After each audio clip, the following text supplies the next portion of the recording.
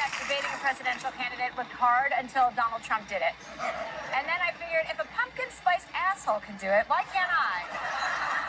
So I enlisted the help of former governor of Michigan, Jennifer Granholm, to help me put my skills as a mouthy bitch to good use. Okay, so we're going to talk about debate prep. I know that you have a lot of experience doing this because you helped with debate with Joe Biden, right? You played Sarah Palin. I played Sarah Palin, yeah. How does one prepare for that kind of role? You totally have to completely embody the character that you are pretending to be. Wow. But you have to actually respect the character. While you were prepping for that, was it hard to find respect for her? Well, I mean, obviously, I completely disagree with her on almost everything that she says. However, we served together as governors. I'm sorry. At the same time, during the same period. Yes. So still sorry. I know. I knew that she actually was a maverick. I mean, she did go after the Republicans in Alaska, but I also respected Joe Biden, and I wanted to be able to do it in a way that allowed for him to have a good sparring partner. Right. So you prepare, and then how much time do you spend? It's actually a lot. So debate camp is like a week away. You go, you have internalized all of the policies. You have several actual debates that are timed with the moderator, and then you do the real thing. So what about like hand gestures? What can I get as like a signature style? What does Donald Trump do with his hands? Well, he does this, yes. And then this. Well, so you maybe have to come up with your own style. My own. Your own style. Well, if I'm left, I mean, nothing too big, right? You have to, that's. I mean, that's like Hail Hitler. I don't want to do that, right? Or is that Black Power? Well, what would be a Chelsea? Well, I would just signature. I would give everybody the finger, but I know this is a professional environment, and I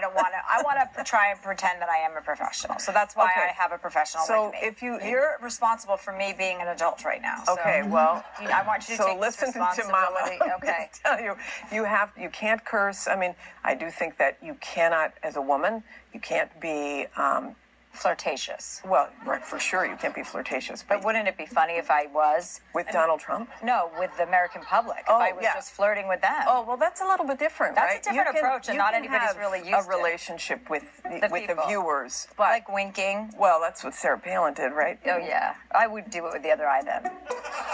Well, who was the best debater of all time? I do think that, the classic debate is JFK and Richard Nixon, of course. But that was when television was brand new, and Richard Nixon was sweating, and JFK looked cool as a cucumber. If you saw it on TV, this is a president who understood the importance of the visual.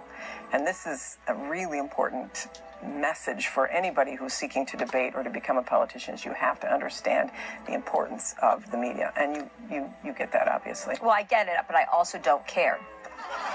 What are some other stumbling blocks that I may, as a newbie, run into?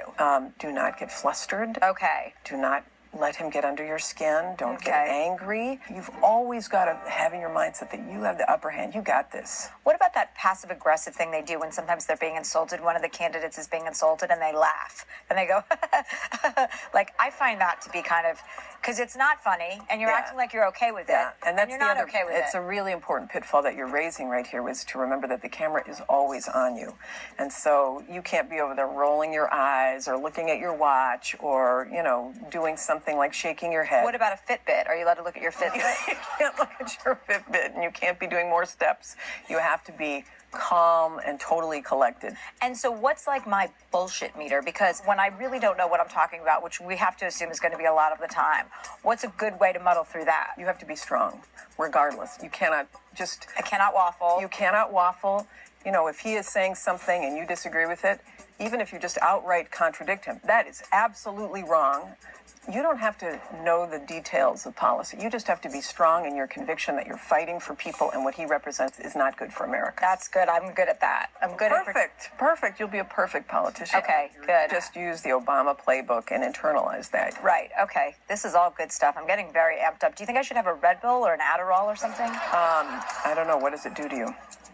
I think you want to go in the role. You want to go in as the commander-in-chief. You are the president. Assume the position. Okay. All right. High five, girl. All right.